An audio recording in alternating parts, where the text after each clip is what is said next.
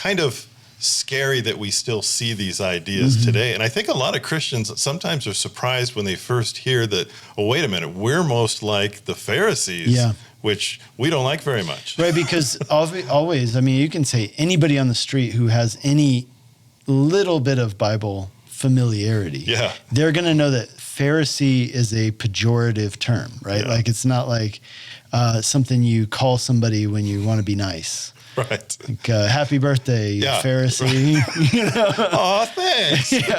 Right. So anyway, so my point is that everybody thinks of that as really bad, but you know, it's actually, they were not considered bad people at that time.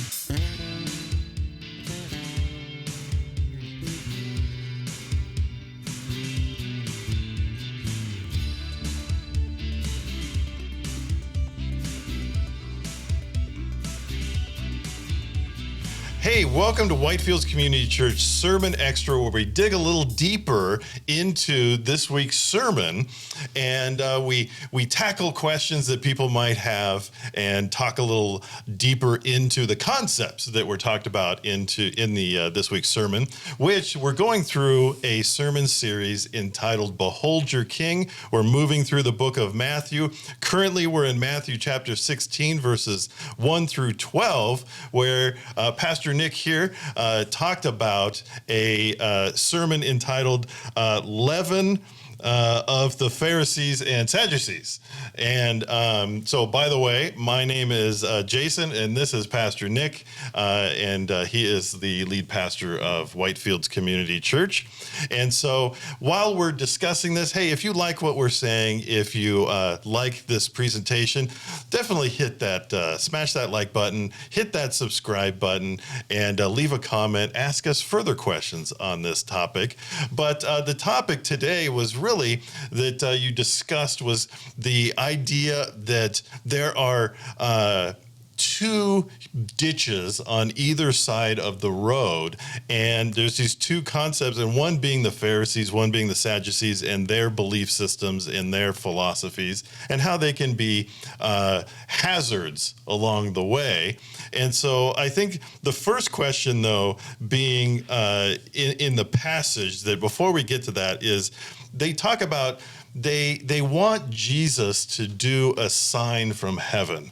And so let's talk a little bit about that. What does that look like to them? Yeah, essentially what they were asking for is that he would perform a sign in the sky. And there's some historians, commentators, Bible scholars who say, and I'm not sure how much this is substantiated, but what they say is that there was a common belief at that time that anybody could, I guess you could manufacture signs. You could be a kind of a performer who makes things look like they're happening on a physical level, like on the ground, kind of like sleight of hand, if you will. Right.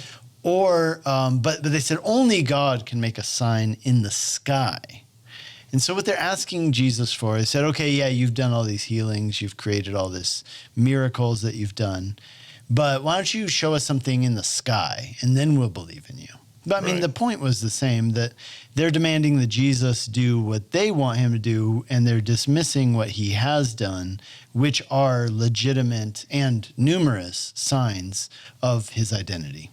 Yeah, and you even likened it to the same thing that Satan did. Yeah. While Jesus was, in the end of his 40 days in the wilderness. Yeah, if you really are the Son of God, throw yourself down from the temple and see if God catches you, type of thing. Right. Yeah, do what I want you to do. Exactly. And so these Pharisees are kind of on two opposite sides of the spectrum. We have kind of the conservative, extreme conservative of the Pharisees and extreme liberalness of the Sadducees. So let's expand on those a little bit, and let's talk about them. Yeah, so one question that was asked is, do the Pharisees still exist today? Are there modern day, like an actual Pharisee? So we use that word to describe people sometimes, like, he's a Pharisee or she's a Pharisee. Right.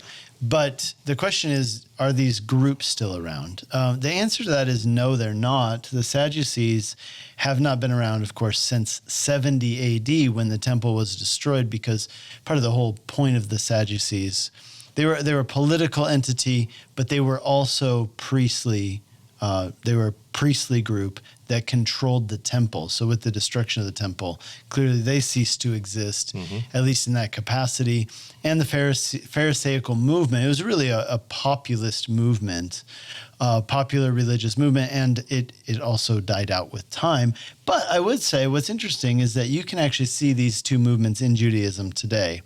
When you have your very Orthodox Jews who care very much about the scriptures, about knowing them, about following them. So this would be like your Hasidic Jews, your ultra-Orthodox Jews, or even just your plain Orthodox Jews. They'd be more on the ultra side in this case because they're very concerned about keeping all the rules. On the other hand, you have the and I'm not sure which denominations or branches actually this belongs to. I believe it's called like Reform Judaism, but it is the kind which is much more focused on the cultural heritage aspect of Judaism, the ethnic aspect of Judaism, taking, principles and things like that from the Bible, but definitely not with that like line by line, word by word focus that the Orthodox have. And so these would be like the nominally religious Jews of today, or you go into some synagogues where maybe even politically they're quite liberal, and even in their theology they would be considered liberal. So you can see that these two kind of streams of Judaism, even though these groups with their names no longer exist, these streams of Judaism absolutely exist to this day. Yeah, it's interesting that, the movement in names formally have ended, but the ideas still kind of live on. Yeah. And they kind of sometimes I see in Christianity as well. Yes. What does that look like in Christianity sometimes Yeah, I mean, certainly you have that, especially amongst Protestants, right? You have, you're very much more focused on the word. Of course, one of the things I said is that the Pharisees were actually the closest to Jesus and his disciples when it came to their theology, the way that they thought about God in the Bible, and the way that they lived their lives. Now, Jesus would say there were certainly some points of divergence, right? Like he would say, you have added, like we talked about in the previous section, chapter 15, you've added man-made rules and you've elevated them to the place of God's word or above God's word, right? So in that way, they were very different. And then, of course, in the way that they viewed people and their missional attitude and stuff like that. So are there Christian groups today that are similar to the Pharisees? Absolutely, there are. And I would say with groups like our church, which is very much focused on the Bible and living it out, we have to be careful that we don't slip into those Pharisaical tendencies. For us, that's going to be a bigger danger than it is for us to slip into the Sadduceical problem, right? The ditch on the other side of the road. Right. So that will be our natural tendency. Yeah. I would say in society at large, or in some of the, again, I realize these words carry a lot of baggage, but I would say theologically liberal camps of Protestantism. So this would be like mainline Protestant denominations, and we could call out a whole bunch of names. I don't know if that would be wise for us to do right now, unless people want to know, but there are certainly these ones who have gone in a very liberal direction politically, socially, and theologically, where they're very much like the Sadducees, don't believe the Bible, kind of like going along with the culture, kind of acquiescing to the broader culture. And so, like I said, Jesus and his disciples, much more similar to the Pharisees, but with some very important differences. Yeah. I think that's, it's kind of scary that we still see these ideas today. And I think a lot of Christians sometimes are surprised when they first hear that, oh, wait a minute, we're most like the Pharisees, which we don't like very much. Right, because always, I mean, you can say anybody on the street who has any little bit of Bible familiarity, they're going to know that Pharisee is a pejorative term, right? Like it's not like something you call somebody when you want to be nice. Right. Like, happy birthday, Pharisee. Right. Oh, thanks. Right. So anyway, so my point is that everybody thinks of that as really bad, but it's actually, they were not considered bad people at that time. Right. If you talk to somebody on the street and you're like, hey, that guy over there's a Pharisee, you were like a hardcore real believer, you know what I mean? And they were, like I said, a very popular movement, and they ran the synagogues and really conducted most of religious Jewish life. They were highly respected. Yeah. Yeah, I think that since these concepts are still around today, what are some practical steps to avoid those pitfalls? Yeah. Or what do we call them? The ditches. The ditches. There we go. Yeah, I think that on the one hand, when we talk about legalistic self-righteousness, I think that the first part is we need to really understand the grace that we've received. We need to understand that, as I said at the end, I use this quote that the message of the gospel is that all of us, we are more flawed than we would like to believe. Yeah. Maybe even than we even realize or want to acknowledge. But we have to start there, right? That we are flawed people who have been forgiven. We have been recipients of God's grace. Nothing we have has been earned or deserved. If we were to get what we earned or deserved, it would not be good for us. We would be in a lot of trouble. And so we start there. I have received grace, and now I want to be a conduit of grace. I want to help other people know, experience, and hear about the grace and love of God. So that's a great place to start on that side. The other side, when it comes to like this, I call it cynical unbelief. And we could, again, say that's characterized by kind of a designer approach to religion, right? I'm going to choose these things and not choose these things. It's elevating yourself to the place where God doesn't get to tell me who he is. I get to tell him who he is. Right. And what he'll do and what he can't do, and et cetera.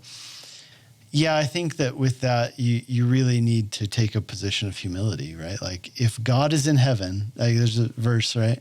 If God is in heaven, we are on earth, therefore I'll let my words be few. Understanding who you are, who God is, your place in relationship to him. Maybe this gets back to the whole idea of understanding that we have all sinned and fallen short of the glory of God, right? That even our reasoning can be flawed.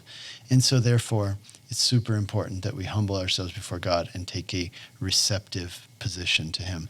I mean, this is really what James says in his letter. I think it's James 2 that I quoted from, where it says, humble yourself before the Lord. It says, God resists the proud, but gives grace to the humble. Therefore, humble yourself before God, and he will exalt you in due time. And submit yourselves to the Lord. So I think that's kind of the solution for both problems. Yeah, I really like that. And I like the idea that, when somebody first comes to know who God is and what he believes, or what he is basically, and how we should believe, that a lot of times they don't match up because our natural self doesn't match up with God. Right. And so it's perfectly okay at the beginning, to be like, hey, there's a lot of things in Christianity that I just don't think is right, or maybe I don't, because we're not lined up with God. But over time, we are going to start thinking like God. We are going to start loving like God and seeing people like God and following his ways. And those are going to be natural to us.